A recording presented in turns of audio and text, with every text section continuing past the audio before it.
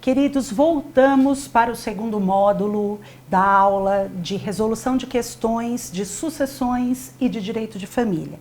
Eu sou a professora Samantha Dufner e eu parei na questão 7, que eu vou retomar a partir de agora. 7. Ana, sem filhos, solteira, sem cônjuge e cujos pais são pré-mortos, tinha 2 avós paternos e a avó materna vivos. 2 avós paternos e a avó materna vivos. Bem como 2 irmãos. Bernardo, irmão germano, e Carme, irmã unilateral. Primeira informação. Irmão germano é irmão bilateral. É irmão por parte de pai e por parte de mãe. E irmão unilateral é somente por parte de pai ou somente por parte de mãe. Tá bem? Então vamos organizar esta linha sucessória. Aqui Ana não deixou descendentes, tá dizendo sem filhos, consequentemente netos. Era solteira, não tinha cônjuge nem companheiro nessa sucessão. Seus pais, que são os ascendentes de primeiro grau, são pré-mortos. E nós temos os avós, sendo 2 avós paternos, avó e avô, e uma avó materna. E ainda deixou 2 irmãos, um irmão germano e um irmão unilateral. Ana falece sem testamento, deixando herança líquida de R$60 mil.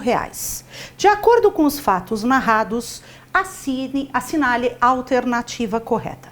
Pessoal, vamos ao nosso desenho para entender essa linha sucessória. A nossa falecida é Ana e eu já tenho a primeira informação de que não há descendentes. Então a sucessão não é do 1829, inciso 1º, ela não deixou o testamento, então a nossa sucessão aqui é a legítima, mas não será do inciso 1º e ela será do inciso 2º. Então vão concorrer o ascendente quando existir cônjuge em concorrência com o cônjuge. Observe que nesta linha sucessória, e este capítulo do código, ele se chama Ordem de Vocação Hereditária.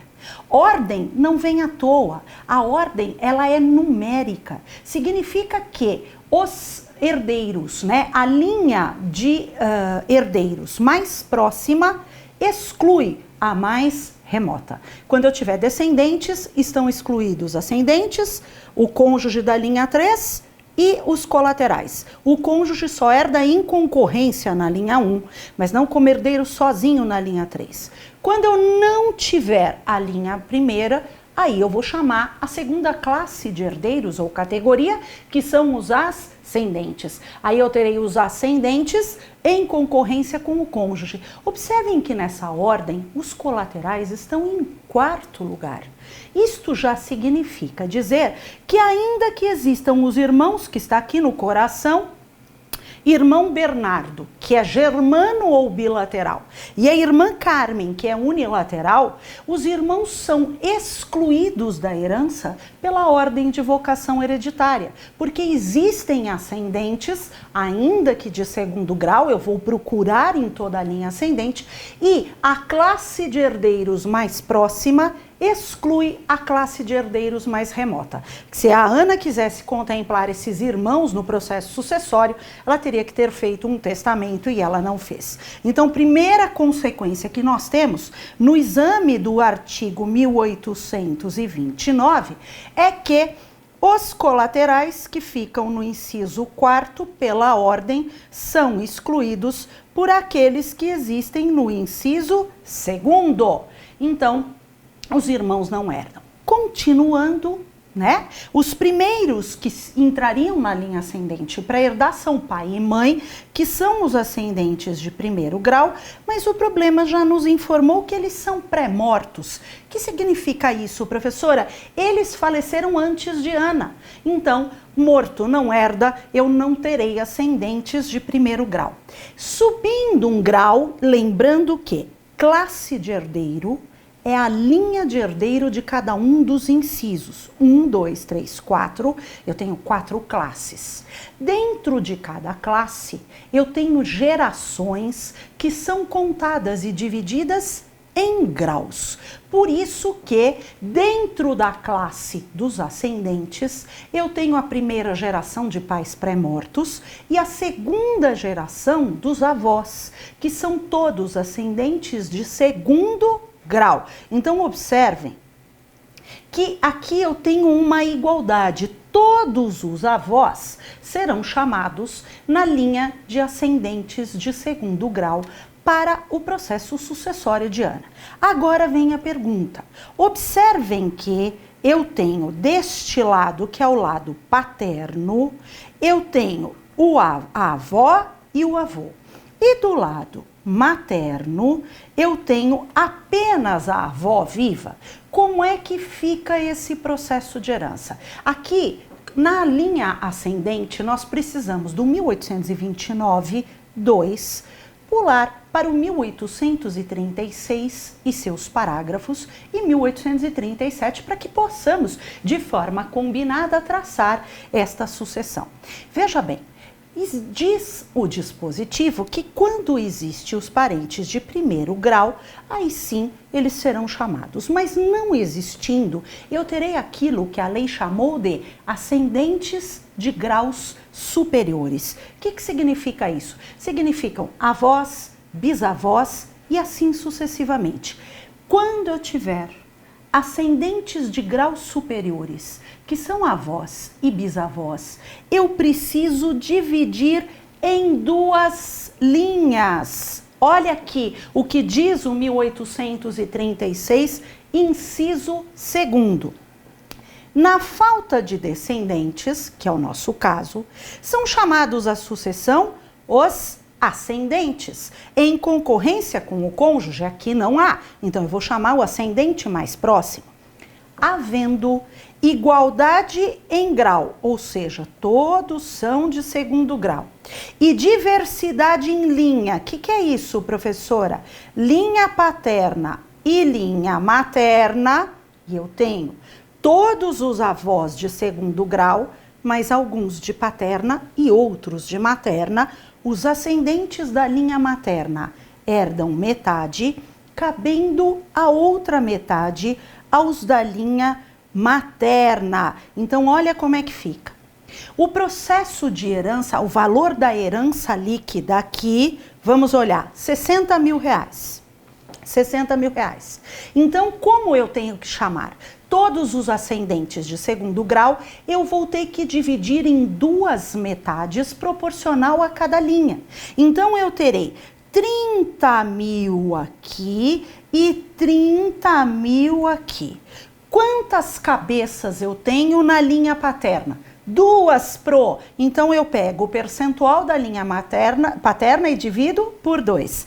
A avó materna vai ficar com 15 e o avô vai ficar com 15. E a avó materna só tem ela, então ela vai ficar com 30. Posso ter essa desigualdade? Sim, queridos, todas as vezes que eu tiver igualdade em grau, todos de segundo grau, mas diversidade de linhas, eu vou dividir em duas metades para cada linha, depois eu conto por cabeça. Então, como é que ficam as alternativas? Vamos ler. A. Seus 3 avós receberão cada um 20 mil. Não de forma alguma, porque vocês já viram que há divisão em linha materna e paterna. Essa já está errado, ó. Por direito de representação dos pais. Não tem direito de representação na linha ascendente, lembra? Nós já vimos isso. Na aula anterior, 1852 diz, está totalmente errada. B. Seus avós paternos receberão cada um 15 mil. E a avó materna receberá 30 mil, todos por direito próprio. Essa é a alternativa correta. Olha, lembrando, a herança, 60 mil. Dividindo em duas linhas, 30 mil para uma linha e 30 mil para outra. Depois eu divido por cabeça. Como na paterna eu tenho 2, 30 dividido por 2, 15 para cada um e 30 mil. Alternativa B de bola é a condizente com 1836, parágrafo 2º. Vamos conferir as outras duas. Bernardo receberá 40 mil por ser irmão Germano e Carme 20. Isso seria correto se chegasse nos colaterais. Porém, os colaterais são excluídos por conta dos ascendentes que estão na ordem 2. Os colaterais estão na ordem 4. E por fim, Bernardo e Carmen receberão. Não receberão porque eles são irmãos. E os irmãos são excluídos pelos ascendentes. Vamos para a próxima. Questão 8. Mário, cego, viúvo, faleceu em 1º de junho de 2017, deixando 2 filhos, Clara, casada com Paulo, e Júlio, solteiro. Em seu testamento público, feito de acordo com as formalidades legais, em 2 de janeiro de 2017, tá? Mário gravou a legítima de Clara com cláusula de incomunicabilidade. Além disso, deixou toda a sua parte disponível para Júlio. Sobre a situação narrada, assinale a afirmativa correta. Bom, nós já aprendemos na aula anterior que quando existem herdeiros necessários, que são os do 1845, descendentes, ascendentes e cônjuge, e aqui Mário tinha 2 filhos, então são descendentes de 1º grau, ele não podia dispor da totalidade da sua herança em testamento. Ele poderia dispor de 50%, que é a sua parte disponível, e os outros 50% é a legítima, que nesta hipótese do problema é reservada para os 2 filhos, Clara e Júlio. O que acontece é o seguinte, ele deixou, olha aqui, toda a sua parte disponível para o seu filho Júlio. Professora, é possível que um pai beneficie um dos filhos com a parte disponível? Resposta, sim. O 1849, e ele já apareceu em questões anteriores da OAB, percebe como a OAB se repete na sua estratégica e na lógica da prova de civil? O que acontece é o seguinte, o pai pode escolher o preferidinho e contemplá-lo em testamento. O que vocês precisam ter em mente é, todas as vezes que um pai, ele contemplar, beneficiar um filho por testamento, só pode fazê-lo na parte disponível, que é até 50%. Não pode invadir a sua legítima. Então, deixar toda a parte disponível para o filho Júlio, ó, tá certo. E lembrem, Júlio não perde a sua parte na legítima por conta disso, é o que diz o 1849. A questão é que, na parte legítima, que está reservada metade para Júlio, metade para Clara, ele clausulou a parte de Clara. O que é clausular? É inserir um gravame real, uma cláusula onde aquela parte da herança ela fica incomunicável ao seu parceiro, ela fica inalienável e pressupõe a impenhorabilidade. Veja bem, a cláusula de incomunicabilidade, apesar de não mais desejada, porque ela engessa o patrimônio, ela não é interessante do ponto de vista comercial dos imóveis, ela é lícita no Código Civil. E é importante que se diga que é possível fazê-lo na parte disponível sem nenhuma outra implicação. Contudo, para clausular a legítima de um dos herdeiros necessários, é preciso que exista justa causa. O que é justa causa? Motivo razoável, justificado no próprio testamento. Para clausular a legítima, é preciso fazê-lo por ato de disposição de última vontade no testamento. E é nesse momento que o testador deve indicar quais são as razões que devem ser justas e razoáveis para que possam ser restrita essa liberdade do seu herdeiro necessário. Isso é o que diz o 1848 que eu trouxe para vocês. Clausular legítima pode, professora? Não, só com justa causa. Olha o que diz, salvo se houver justa causa.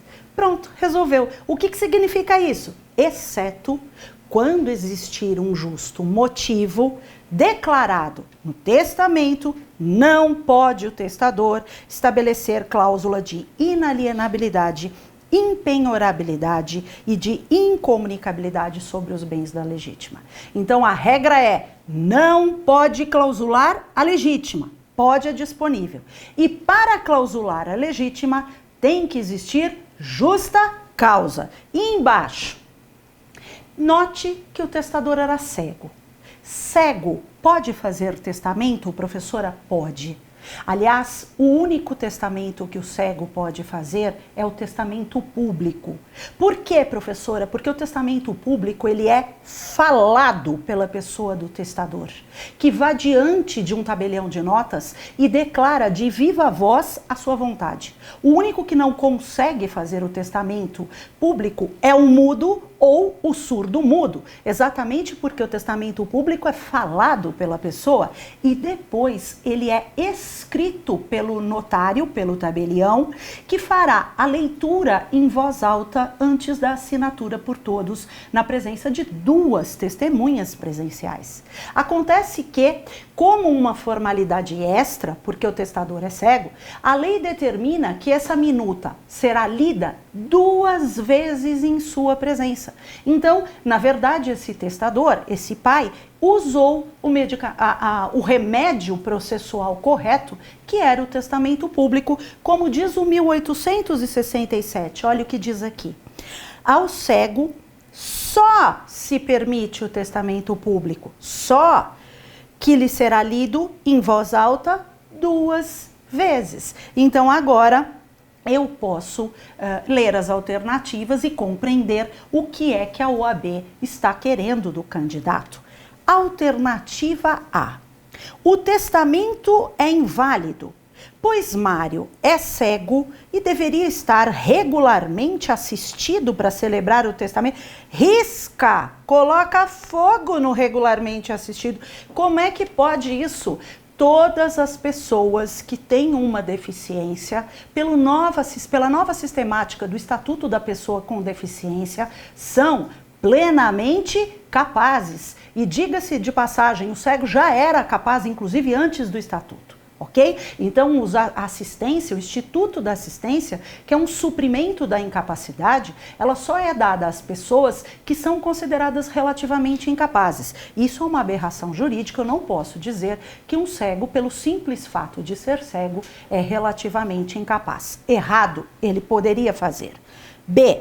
A cláusula de incomunicabilidade é inválida, pois Mário não declarou a justa causa no testamento como exigido pela legislação civil. Essa é a alternativa correta. O problema não trouxe a justa causa que teria sido dada.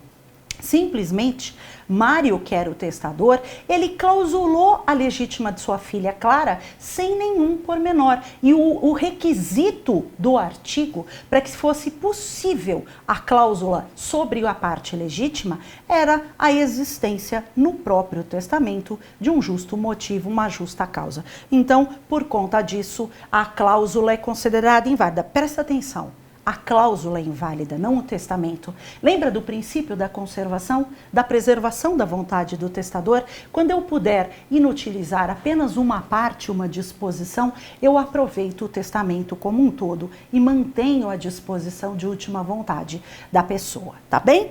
Vamos conferir. C.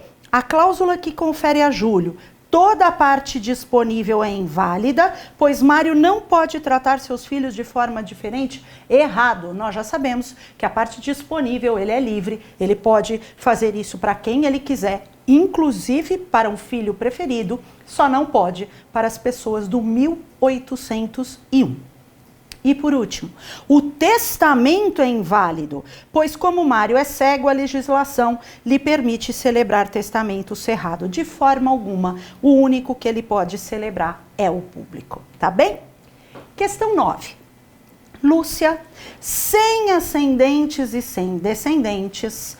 Veja como a OAB tem sempre as mesmas perguntas, ela muda o fato, mas o direito permanece. Faleceu solteira e não deixou o testamento. O pai de Lúcia, que já é falecido porque ela está sem ascendente, tinha 2 irmãos. Quem é o irmão do meu pai?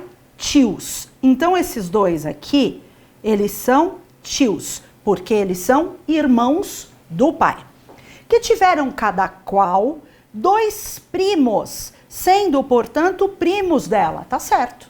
Então, ela tinha tios e os primos, que são os filhos do tio. Quando do falecimento de Lúcia, seus tios já haviam morrido. Ela deixou ainda um sobrinho, olha o sobrinho aqui, ó, filho do seu único irmão, que também falecera antes dela. Sobre a sucessão de Lúcia, de acordo com os fatos narrados, assinale a alternativa correta. Pessoal, questão repetida. Mudou um pouquinho a forma de perguntar, mas aqui nós temos na cadeia sucessórios colaterais de novo. Eu tenho 2 tios, eu tenho 2 primos e eu tenho um sobrinho. Nessa linha colateral, quem herda, nós já sabemos que nessa linha colateral eu desenhei para vocês aqui mais ou menos a cadeia da linha colateral ou transversal. Quem eu tenho como primeiro em segundo grau? Irmãos. Por que segundo grau, professora? Quem é o colateral de primeiro grau? Não existe. Pegadinha, não vai cair nisso. Não existe parente colateral ou transversal de primeiro grau. Por quê, professora? Porque o primeiro grau está sempre na linha reta. É na linha reta que eu vou buscar o tronco ancestral comum para que eu possa ir à linha lateral ao lado, que se chama transversal. Então ela já começa, o primeiro são os irmãos, que para fins sucessórios se dividem em bilaterais e unilaterais. A sucessão deles está no 1841 e existe uma regra. Irmão bilateral leva a cota em dobro e o irmão unilateral leva metade da cota. Então, se um unilateral levou 20 mil na herança, o unilateral vai levar 10. Essa é a regra. Só que o problema diz que não existem irmãos. Depois, descendo mais um grau, nós temos os sobrinhos, preste atenção. Quem são os sobrinhos? São os filhos dos irmãos. Mas aqui existe o segundo e último direito de representação ou sucessão por estirpe, como diz o 1840. Então, se tiver 3 irmãos e um deles for falecido, o seu filho, que é o sobrinho, ele sobe para receber por representação em seu lugar, junto com os outros 2 irmãos nesse processo sucessório. Então aqui eu tenho o segundo e último direito de representação, que seria sobrinhos representando o irmão pré-morto. Também não é o caso do problema, já que eu não tenho nenhum outro irmão vivo. Eu tenho apenas um sobrinho, 2 tios e 2 primos. Então eu vou para a próxima opção. Qual é? O filho do sobrinho, o filho do irmão, que são os sobrinhos, que aqui herdam por cabeça. Por que eles herdam por cabeça, professora? Quando eu não tiver ninguém no grau anterior, ou seja, não existe nenhum irmão vivo, eu chamo o próximo grau para que possa receber por cabeça. É isso que diz o 1843, parágrafo 1º. Os sobrinhos herdam por representação quando existem irmãos vivos. E os sobrinhos herdam por cabeça ou direito próprio quando não existe vivo nenhum dos irmãos e o sobrinho é o primeiro da fila. Então ele vai herdar por cabeça, 1843, parágrafo 1º. Essa é a opção do nosso problema. Mas, professora, tem os tios, olha, que também são de terceiro grau junto com os sobrinhos, percebe? Lembra da regra? Quando eu tiver sobrinhos, eles excluem os tios. Os sobrinhos preferem os tios. Essa foi a escolha que o 1843 Caput teve pelos sobrinhos por uma questão provavelmente de idade, tá? E por último, seriam os primos. Como eu aplico a regra de que o grau mais próximo exclui o mais remoto, quem vai herdar aqui no nosso problema? O sobrinho por cabeça. Olha aqui o que o 1843 fala. Na falta de irmãos, e essa é a informação do problema, não tem nenhum irmão vivo, herdarão os filhos destes, que são os sobrinhos, e não os havendo, ou seja, somente se não tivesse, aí sim eu chamaria os tios. E lembrando, se concorrerem à herança somente filhos de irmãos falecidos, herdarão por cabeça. Vamos às alternativas. O sobrinho concorre com o tio. Desculpa, mas o sobrinho prefere o tio. Ele exclui o tio, ok? Então, tá errado. B. O sobrinho representará seu pai pré-morto. Não, por quê? Porque para representar o pai pré-morto tinha que ter outro irmão vivo. O resultado do direito de representação é quando eu tenho alguém de graus diferentes herdando ao mesmo tempo. Eu não tenho nenhum dos irmãos vivos. Quando eu não tiver nenhum dos irmãos, aí o sobrinho herda por cabeça. C. O filho do tio pré-morto será chamado à sucessão por direito de representação? Não! O filho do tio é o primo, não existe direito de representação fora dos filhos de irmãos. E D de dado, o sobrinho é o único herdeiro chamado à sucessão e herda por direito próprio. 9D de dado. E nós já encontramos a resposta. A última do direito das sucessões vem agora. Paulo, viúvo, tinha 2 filhos, Mário e Roberta. Mário e Roberta. Em 2016, Mário, que estava muito endividado, cedeu para seu amigo Francisco a cota parte da herança a que fará jus quando seu pai falecer. Presta bem atenção. O Mário vendeu a sua futura cota de herança para o seu amigo Francisco com o seu pai vivo. Ele vendeu herança de pessoa viva. É isso que diz a redação do problema. Pelo valor de R$1 milhão pago à vista. Paulo falece sem testamento em 2017. Olha como está claro. O Paulo faleceu em 2017. O filho dele vendeu a herança dele enquanto ele estava vivo 1 ano antes, em 2016. Deixando a herança líquida no valor de R$3 milhões. Sobre a partilha da herança de Paulo, assinale a afirmativa correta. Lição número 1 do direito sucessório. Abre-se a sucessão no momento da morte.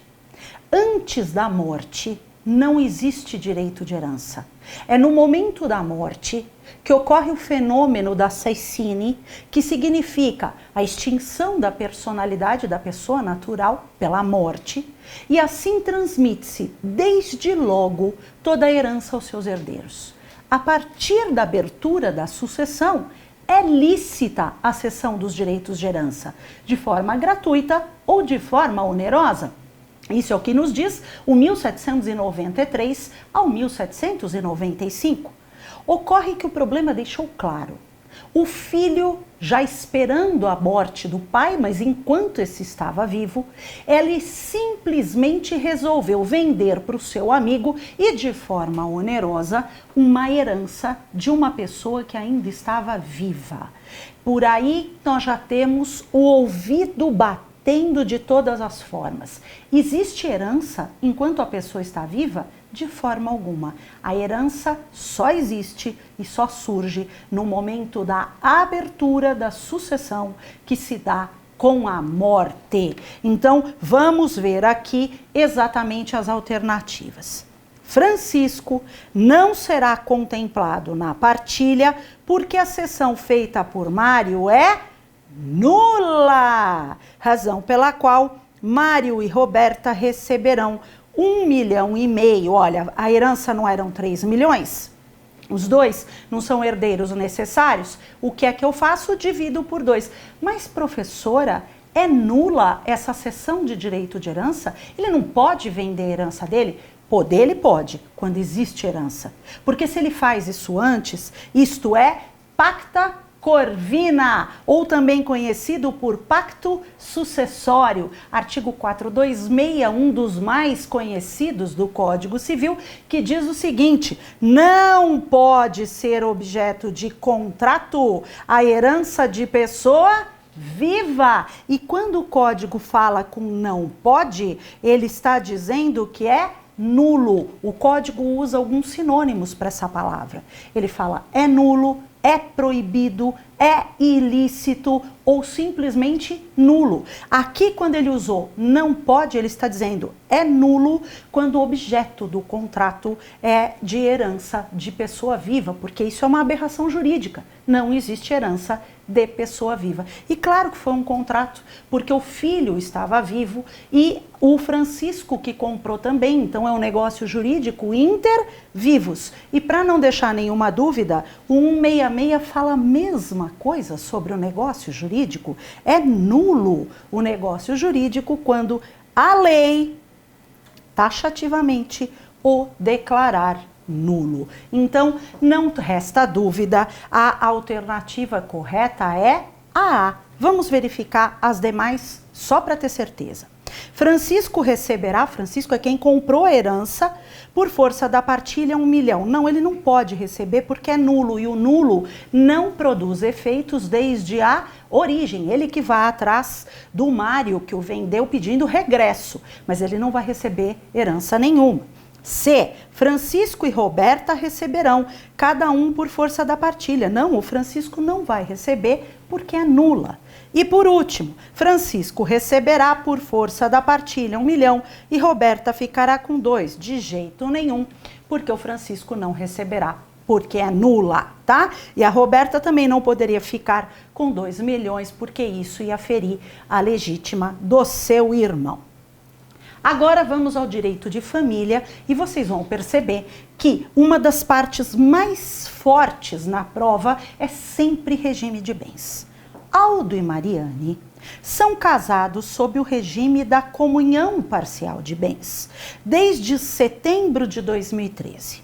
Em momento anterior ao casamento, Rubens, pai de Mariana, realizou uma doação de um imóvel à filha. Antes do casamento, uma doação. Desde então, a nova proprietária acumula os valores que lhe foram pagos pelos locatários do imóvel. No ano corrente, alguns desentendimentos fizeram com que Mariane pretendesse se divorciar de Aldo.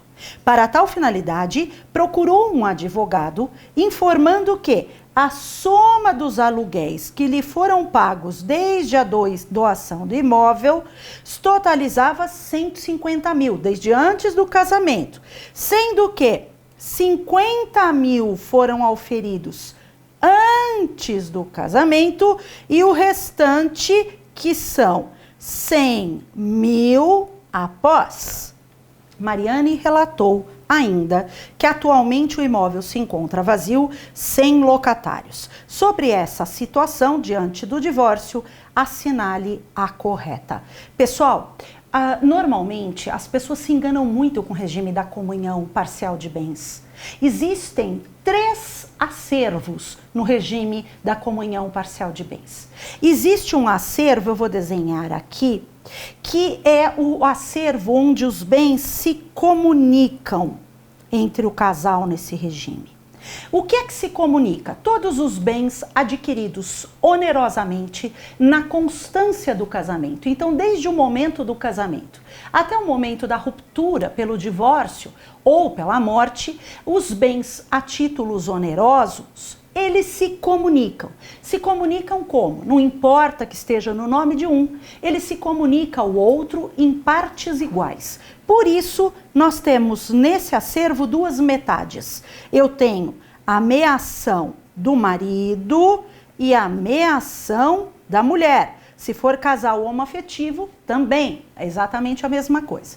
Só que neste regime, e é por isso que chama comunhão parcial, eu tenho mais 2 acervos que normalmente o aluno esquece. Este é o acervo particular de cada um deles. Então, particular de cada um. Aqui entram os bens que foram adquiridos antes do casamento. Aqui entram os bens recebidos a título gratuito durante o casamento, como doação e herança, tá? Doação e herança. E entram aqui outros bens que continuam incomunicáveis. E aqui existe uma lista grande. Então, vocês precisam sempre entender que na comunhão parcial, a OAB sempre pergunta aquilo que é incomunicável. Vocês vão ver várias questões aqui que eu trouxe para vocês, de modo que os artigos 1659, 1660 e 1661 são de altíssima incidência na prova. E eu recomendo várias leituras atentas, porque as perguntas são sempre aqui. O problema nos trouxe a seguinte situação. A Mariane, ela recebeu um imóvel do seu pai por doação antes do casamento. Tem dois motivos aí de incomunicabilidade. Primeiro, porque foi anterior ao casamento, então isso é bem particular da Mariane. E segundo, que ainda que viesse depois do casamento, quando é recebido a título de doação, também é incomunicável. Então o bem pertence a Mariane. Mas a pergunta não é sobre a propriedade do bem, mas é sobre os aluguéres. O que são aluguéres, professora? São frutos. Frutos é tudo aquilo que se extrai da coisa principal e não prejudica a sua existência. Então, os aluguéres retirados, extraídos dos bens particulares, eles não se comunicam? Errado, eles se comunicam. Os frutos, olha, e as benfeitorias que sejam de bens particulares, então pode entrar no acervo da mulher ou no acervo do marido, os frutos e as benfeitorias, eles se comunicam ao casal. Então vamos ter uma atenção, porque aqui o problema nos trouxe a seguinte situação. Tem 150 mil a título de aluguéis. Só que 50 mil foram aferidos antes do casamento. Então, esses frutos antes do casamento não vão se comunicar. Mas os frutos que vieram dentro do casamento, no valor de 100 mil, ele se comunica. Se comunica de que forma? Em duas metades. Então, eu teria 50 mil reais de aluguéis para a Mariane e 50 mil reais de aluguéis para o Aldo. Vamos procurar esta alternativa e já eu vou mostrar o artigo para vocês. Quanto aos aluguéis, Aldo tem direito à meação sob os total dos valores? Não. Os valores que vieram antes do casamento continuam incomunicáveis. B. Tendo em vista que o imóvel locado por Mariane é seu bem particular, correto? Os aluguéis por ela oferidos não se comunicam a OAB. Errado, eles se comunicam. Cebola. Aldo tem direito à meação, dos valores recebidos por Mariane durante o casamento a título de aluguel. Ok, alternativa correta C, de Cebola. Por último, Aldo faz jus à meação tanto sobre a propriedade do imóvel, nunca ela é anterior ao casamento e fruto de doação, por Rubens, quanto sobre os valores recebidos a título de aluguel. Errado! Olha o artigo de altíssima incidência. Entram na comunhão, ou seja, haverá meação. Sobre o que? Inciso 5º em vermelho, os frutos, que são aluguéis também, dos bens comuns ou dos particulares. Olha, esse bem era particular da Mariane e os frutos se comunicam, percebidos na constância do casamento, jamais antes ou pendentes ao tempo de cessar a comunhão. Então aqui fica claro que a alternativa é C. 12. Arnaldo, publicitário, é casado com Silvana, advogada, sobre o regime da comunhão parcial. Silvana sempre considerou diversificar sua atividade profissional e pensa em se tornar sócia de uma sociedade empresária de tecnologia. Para realizar o investimento, pretende vender um apartamento adquirido antes do seu casamento. Se o apartamento foi adquirido antes, no regime da comunhão parcial, esse apartamento é particular dela, Silvana, não se comunica ao Arnaldo. Este, mais conservador na área negocial, não concorda com a venda para empreender. Sobre a situação descrita, assinale a correta. A pergunta é, professora, existe a necessidade da assinatura do cônjuge quando é para alienar um bem particular na constância do casamento, no regime da comunhão parcial? Presta atenção, isso se chama vênia conjugal, outorga conjugal ou anuência conjugal. Aparece com todos esses nomes. E grave uma regra importantíssima. A vênia, que é a assinatura, o consentimento do consorte, existe por conta do regime de bens adotado por ambos. Não existe pela categoria do bem. Então, tanto faz se o bem é comunicável e está em meação, como se o bem é particular. A vênia conjugal ela é exigida da mesma forma. Então, muito cuidado com esse tipo de pegadinha. A vênia é exigida no regime. Então, se é assim, professora, a pergunta é, existe a exigência de vênia no regime da comunhão parcial? Resposta, sim. A vênia é exigida nos regimes da comunhão parcial de bens, comunhão universal de bens, participação final nos aquestos, exceto quando dispensada no pacto antinupcial, e no regime da separação obrigatória de bens do 1641. O único regime que não exige vênia é o regime da separação absoluta do 1687. Isso é o que diz o caput do 1647. Portanto, Silvana aqui está obrigada a ter a vênia conjugal do marido, ainda que o bem seja particular. Vamos ver as alternativas. Silvana não precisa de autorização. A autorização é a outorga, a vênia, a anuência. Todos são sinônimos. Não precisa para alienar, pois destina-se ao incremento da renda particular. Mentira! Ela precisa por conta do regime de bens. B. A autorização de Arnaldo para alienação por Silvana é necessária por conta do regime da comunhão parcial de bens. Alternativa B de bola, esta é a correta. C. Silvana não precisa para alienar o apartamento, pois se trata de bem particular. Errado! Não importa a natureza do bem, importa o regime. E por último, a autorização de Arnaldo para alienação por Silvana é necessária e decorre do casamento, independentemente do regime não, porque eu tenho exceção no 1687, então depende do regime. Aqui segue o nosso artigo para que vocês possam conferir 1647. Ressalvado disposto no 1648, aqui houve um erro do legislador, aqui seria 1641, ok? Nenhum dos cônjuges pode, sem autorização do outro, exceto no regime da separação absoluta, alienar ou gravar de ônus reais os bens imóveis, tá? Então aqui ele precisa da vênia conjugal em todos os regimes de bens. Questão 13, tá chegando ao fim.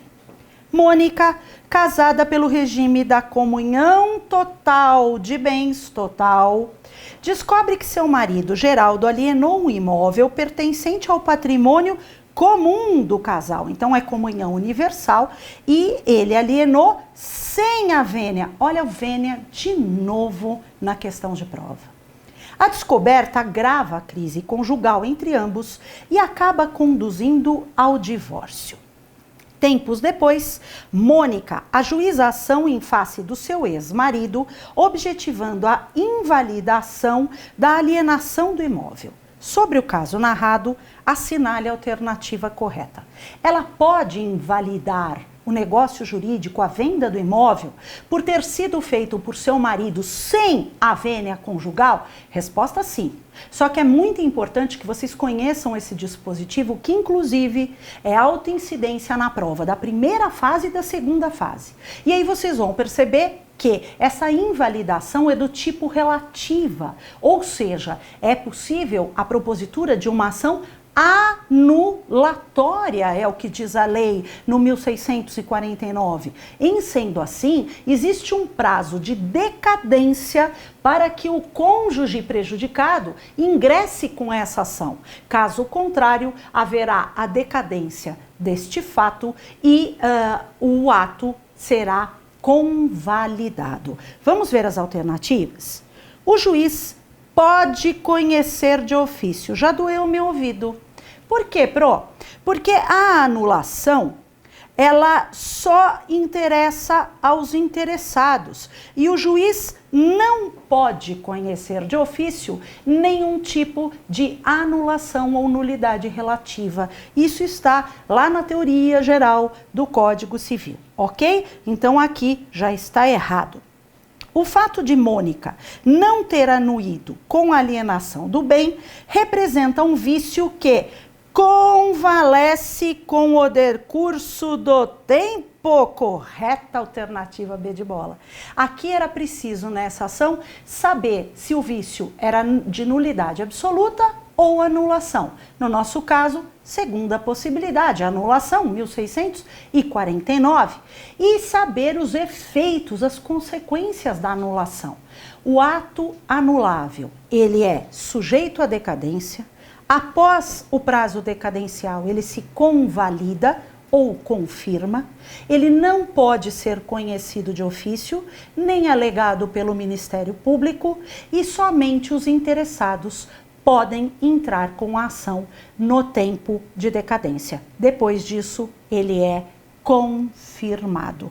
Alternativa B de bola. C de cebola. O vício decorrente da ausência de vênia não pode ser sanado pela posterior confirmação. Errado, ele pode. E por fim, para que a pretensão de Mônica seja acolhida, ela deveria ter observado o prazo prescricional de 2 anos. Pessoal, cuidado.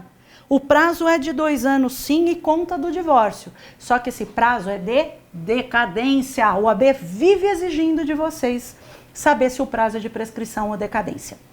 Todos os prazos, fora do artigo 205 e do 206, são de decadência. Todos os prazos que envolvem ação anulatória são prazos de decadência. Então, o erro está aqui e os artigos que falam da ação anulatória também. 1649. A falta de autorização não suprida pelo juiz quando necessária tornará anulável, podendo o outro cônjuge pleitear-lhe anulação até 2 anos depois de terminada a sociedade conjugal. Lembrando que não inicia prazo de decadência na constância do casamento, tá? É sempre no término, na ruptura da sociedade conjugal. E o 1650 legitima o próprio cônjuge a entrar com a ação ou os seus herdeiros, tá? 14.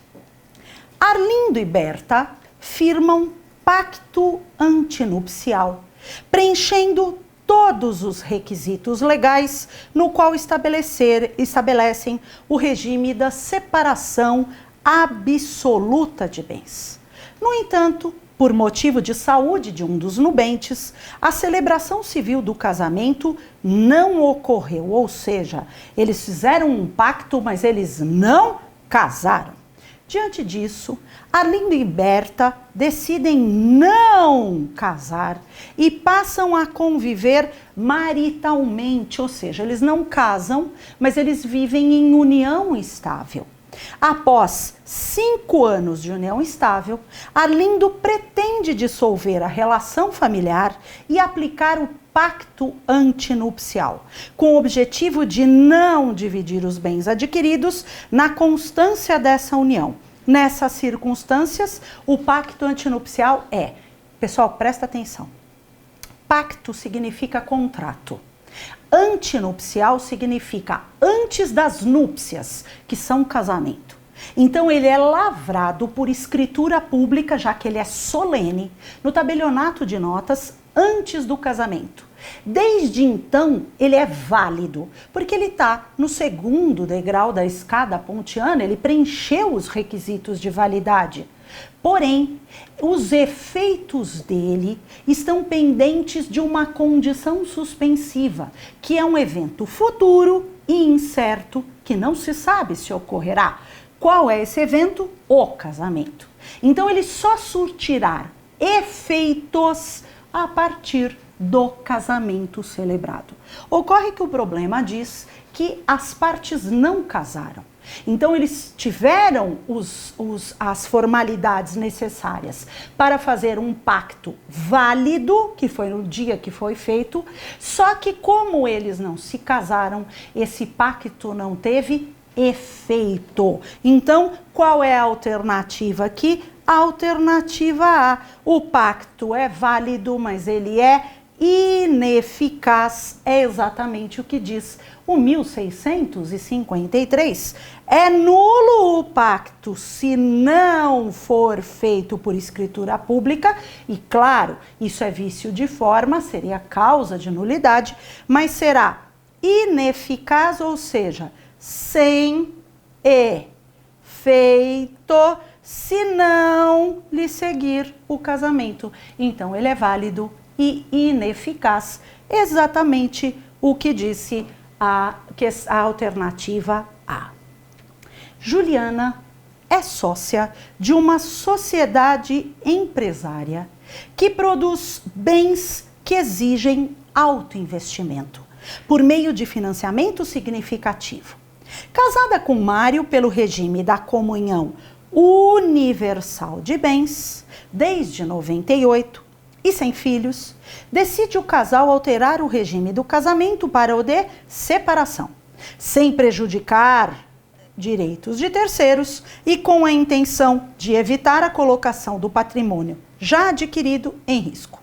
Sobre a situação narrada, assinale a alternativa correta.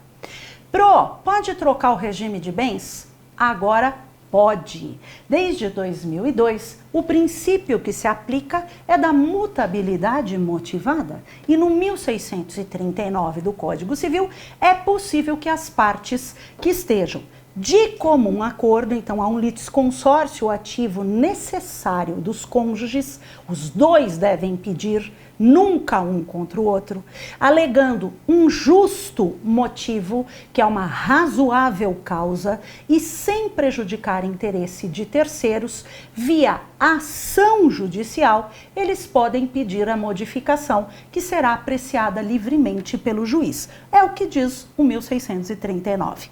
Vamos verificar aqui as alternativas? A alteração do regime de bens mediante escritura pública realizada pelos cônjuges e averbada é possível? Nunca. É sempre processo judicial, é formal. B. A alteração do regime de bens, tendo em vista que o casamento foi realizado antes da vigência, não é possível. Errado, pessoal. Para regime de bens, a gente leva a aplicação como se fosse uma norma processual. Então, aplica-se a lei vigente ao tempo, no momento em que é solicitado, tá? Então, mesmo para casamentos anteriores ao Código Civil de 2002, aplica-se o 1639. C. A alteração do regime de bens mediante alteração judicial, certo? Com pedido motivado, certo? ambos os cônjuges, certo? Apurada a procedência das razões, ressalvados direitos de terceiros, é possível alternativa C de cebola. E, tirando a prova dos 9, não é possível alteração para o regime da separação de bens, tão somente para o regime de bens legal, qual seja o da comunhão. Errado. Aqui está o 1639, que traz o conteúdo necessário para essa questão, e de olho no parágrafo 2º diz: é admissível a alteração do regime mediante autorização judicial em pedido motivado de ambos os cônjuges, apurada procedência das razões e ressalvados direitos de terceiros. Aqui ficou muito claro. Agora a questão 16. Em maio de 2005, Sérgio e Lúcia casaram-se pelo regime da comunhão parcial. Antes de se casar, ele já era proprietário de 2 imóveis. Bom, no regime da comunhão parcial, esses imóveis já eram particulares. Em 2006, depois do casamento, Sérgio alugou os seus 2 imóveis e os aluguéis mês a mês foram depositados em conta corrente aberta por ele, 1 mês depois da celebração dos contratos. Questão repetida, né, pessoal? Já temos uma questão assim, né? Bem particular anterior ao casamento e depósito dos aluguéis deste bem particular após o casamento. Em 2010, Sérgio recebeu o prêmio máximo da loteria em dinheiro, que foi imediatamente aplicado numa conta poupança aberta por ele naquele momento. Em 2013, Lúcia e Sérgio se separaram. Lúcia procurou um advogado para saber se tinha direito à partilha do prêmio que Sérgio recebeu na loteria, bem como aos valores dos aluguéis dos imóveis adquiridos por ele antes do casamento e mensalmente depositados na conta de Sérgio. Com base na hipótese narrada, assinale a alternativa correta. Pessoal, com relação aos aluguéis, vocês já sabem a resposta porque é questão repetida. Então, o 1660, inciso 5º, ele já fala que todos os frutos e todas as benfeitorias que recaem sobre bens particulares que são de cada um, né, dos cônjuges, se comunicam ao outro desde que amealhados, auferidos na constância do casamento. Então, com relação aos aluguéis, a gente já sabe que existe sim o direito aos aluguéis. Agora, com relação ao prêmio, deixa eu falar uma coisa para vocês. Existe uma expressão que a lei usa que é fato eventual. O que é fato eventual, Pro? Gente, é tudo que vem da sorte. Então, ganhou na loteria, no carnê do Silvio Santos, como é que chama aquele carnê? Nem lembro mais o nome, nem sei se existe. Ganhou, jogo do bicho é ilícito, né? Mas qualquer prêmio de concurso ganhou, oriundo de sorte, existe a conotação do fato eventual. E o fato eventual, que é aquele que vem oriundo de sorte, não de trabalho, ele é comunicável ao cônjuge. Olha onde que está isso, no mesmo 1660. Quais artigos a Pro mandou ler? 1559, tá? Desculpa, 1659, 1660 e 1661. Artigos que despencam na prova da UAB. De novo está perguntando isso. Aqui eu já sabia dos aluguéis, ó, sobre os bens particulares. Agora no 2, ó, os bens adquiridos por fato eventual.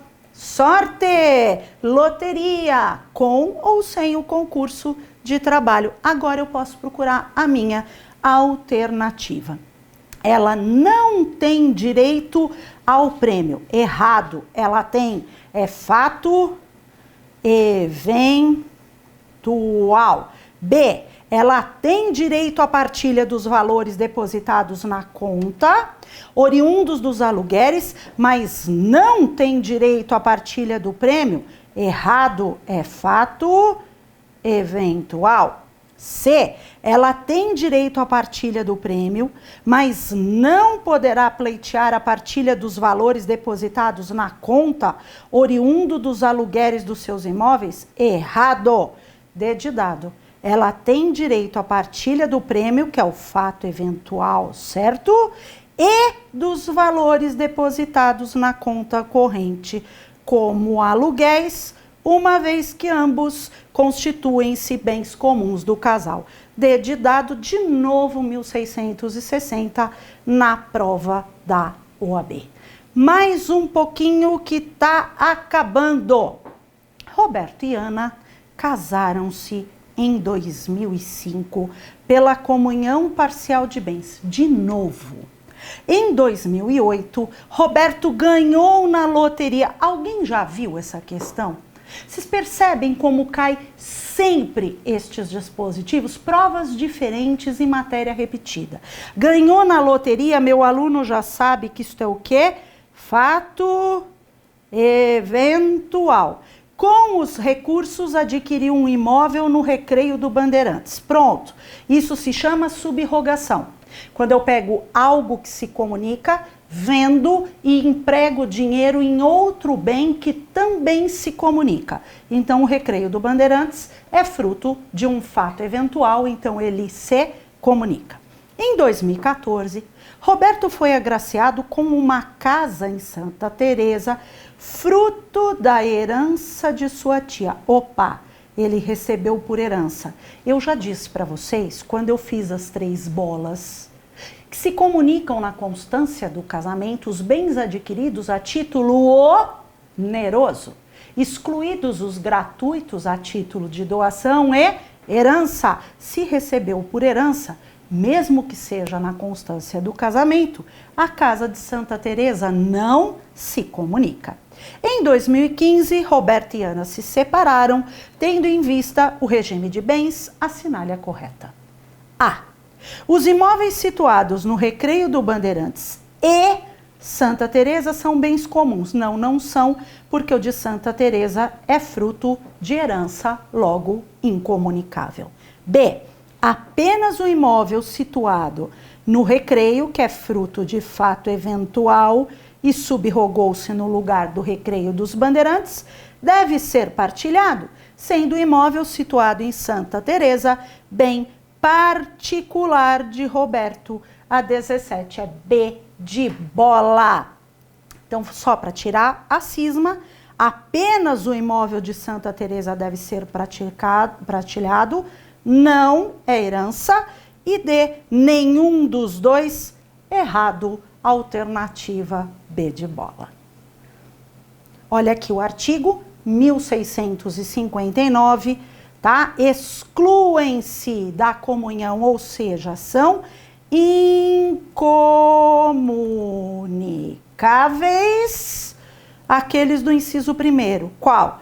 Os bens que cada cônjuge possui ao casar, não é o caso, os que lhe sobrevierem na constância do casamento por sucessão, herança e por doação, e os subrogados no seu lugar. Aqui, a casa de Santa Teresa está fora. Mais um pouquinho, 18. Augusto, viúvo, pai de Gustavo e Fernanda, conheceu Rita e com ela manteve por 10 anos um relacionamento amoroso, contínuo, público, duradouro e com o objetivo de constituir família. Nesse período, Augusto não se preocupou em fazer o inventário de bens quando casado e realizar partilha entre os herdeiros Gustavo e Fernanda. Em meados de setembro do corrente ano, Augusto resolveu romper o relacionamento com Rita. Face aos fatos narrados, considerando as regras do direito, assinale a opção. Então ele era viúvo, não fez partilha do inventário da sua anterior esposa e começou a viver em união estável com Rita. Vamos ver o que o problema quer saber a respeito disso. A ausência de partilha de bens de Augusto com seus herdeiros Gustavo e Fernanda caracteriza Causa suspensiva ao casamento, o que obsta o reconhecimento da união estável? Não, de jeito nenhum. Essa questão da causa suspensiva, ela está no 1523, combinada com o 1641 e diz o seguinte: todas as pessoas que não fizerem partilha do primeiro matrimônio, por ocasião do divórcio ou do inventário, eles têm uma causa proibitiva ao casamento, no sentido de que eles podem se casar, eles podem viver em união estável, mas eles estão sujeitos a um regime obrigatório, que é o regime da separação obrigatória de bens do 1641. Então, ele pode viver em união estável com Rita, porém, eles têm que assumir entre eles o regime da separação obrigatória. B. Sendo reconhecida a união estável entre Augusto e Rita, aplicar-se-ão à relação patrimonial as regras do regime da comunhão universal? Jamais. Comunhão universal só pode ser aplicada ao casal com pacto antinupcial, de forma alguma. C. Em razão do fim do relacionamento amoroso, Rita poderá pleitear alimentos em desfavor de Augusto, devendo, para tanto, comprovar o binômio necessidade e possibilidade. Isso está absolutamente correto, porque o problema envolveu o conhecimento no regime de bens, mas o problema também envolveu do candidato o conhecimento de que, na ruptura do casamento e da união estável, um cônjuge pode pagar alimentos ao outro, e isso depende de uns requisitos do binômio, que são necessidade de um e possibilidade econômico-financeira do outro. A alternativa C está correta. As dívidas contraídas por Augusto na constância do relacionamento com Rita, em proveito da entidade, serão suportadas por Rita de forma subsidiária? Nunca! Eu tenho o princípio da igualdade entre os cônjuges e igualdade entre os companheiros. As obrigações do marido e da mulher e dos companheiros, elas são iguais perante a lei, não são subsidiárias. Aqui está o artigo dos alimentos e aqui diz: podem os parentes, os cônjuges ou companheiros, quem vive em união estável é companheiro ou convivente. Eles podem pedir uns aos outros alimentos que necessitem para viver de modo compatível com sua condição social, inclusive para atender às necessidades de educação. Parágrafo 1º, os alimentos são fixados na proporção, necessidade e possibilidade dos recursos. Esse é o binômio necessidade-possibilidade. 19. Em relação ao regime de bens, é correto afirmar que a. É permitida a sua alteração mediante autorização judicial. Opa, já encontrei a alternativa correta, Pro? Já. E matéria repetida de novo? De novo. Eu estou mostrando para vocês como a OAB ama regime de bens, ama pacto antinupcial, ama perguntar se pode mudar o regime. Essas questões, elas se repetem constantemente. E, de novo, só queria saber se pode mudar e qual é o procedimento para mudar mediante autorização judicial, tá? Última questão para a gente encerrar hoje. Maria, solteira, após a morte de seus pais em acidente automobilístico, propõe demanda por alimentos em face de Pedro, seu parente colateral de segundo grau. Vocês já estudaram comigo hoje. Quem é o parente colateral de segundo grau? É o irmão. Pedro é o irmão dela. Então, ela é solteira, não tem cônjuge nem companheiro, os pais não estão vivos, já faleceram, e ela pediu alimentos para o irmão. Diante dos fatos narrados e considerando as normas de direito civil, assinale a opção correta. Pro, quem é que pode pedir alimentos? Pessoal, na linha reta, descendentes e ascendentes, um para com os outros, todos e em todos os graus.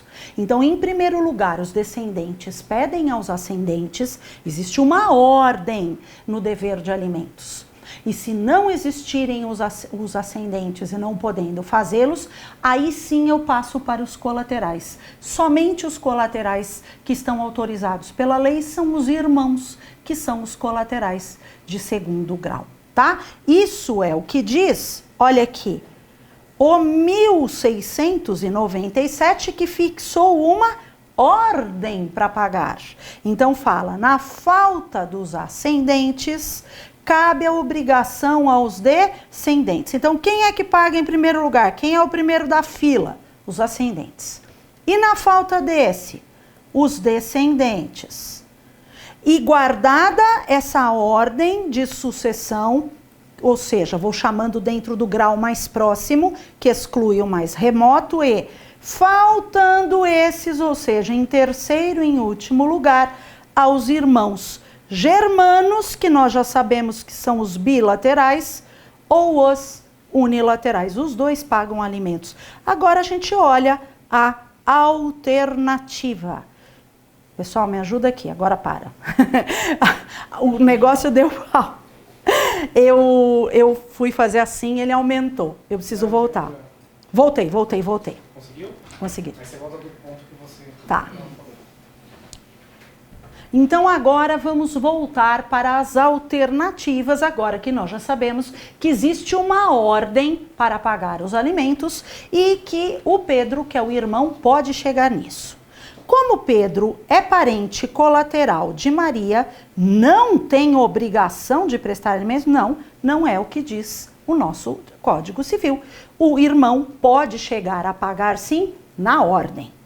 Pedro só será obrigado a prestar alimentos caso Maria não possua ascendentes, que é o primeiro da fila, nem descendentes, que é o segundo da fila, e se os possuir, estes não tiverem condições de prestá-los ou complementá-los.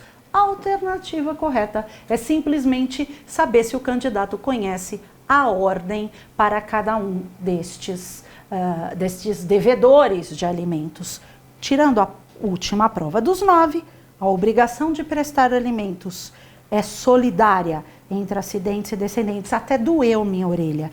Isso está no 1698 e ela sempre é subsidiária, tá? Nunca solidariedade. Não existe solidariedade em alimentos no Código Civil, tá bem?